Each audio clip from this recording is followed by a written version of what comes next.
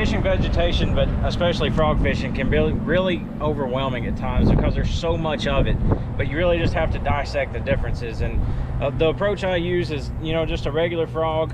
This is a Spro Bronzeye 60 frog. It's actually called white black. So it's got a white back that you can see, but the belly that the fish are looking at is black. So it's still just like a black frog, but it really helps you know if that fish has got it or not.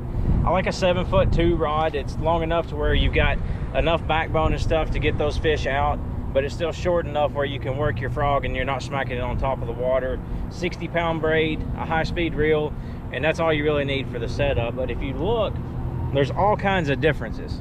So right here you've got a point, and then you've got a hole, but when you look at it as a whole, it's just overwhelming. So just look for those differences, the same as you would fishing down the bank. You're not just going to go down the bank.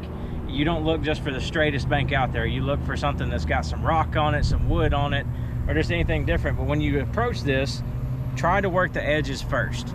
That's where a lot of the fish are going to be concentrated. But if you make a bomb cast out in the middle and hook one, when you reel him in, you're going to come across all those others and going to spook those out. So make sure you work the edges, work the outside isolated clumps. There's going to be fish in those before you get up to the actual mat.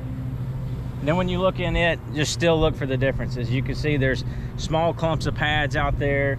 There's little holes. And in that duckweed, you want to find the duckweed places that are mixed in with pads where there's nothing else around. You don't want there to be a big grass mat under the water where those fish are having to navigate through it to see what they're looking for. They're looking for those isolated places that are gaps, that are holes, that they can have good ambushes from. So make sure you check out this tip from In-Fisherman.com. Hopefully you'll catch a few more fish on a frog.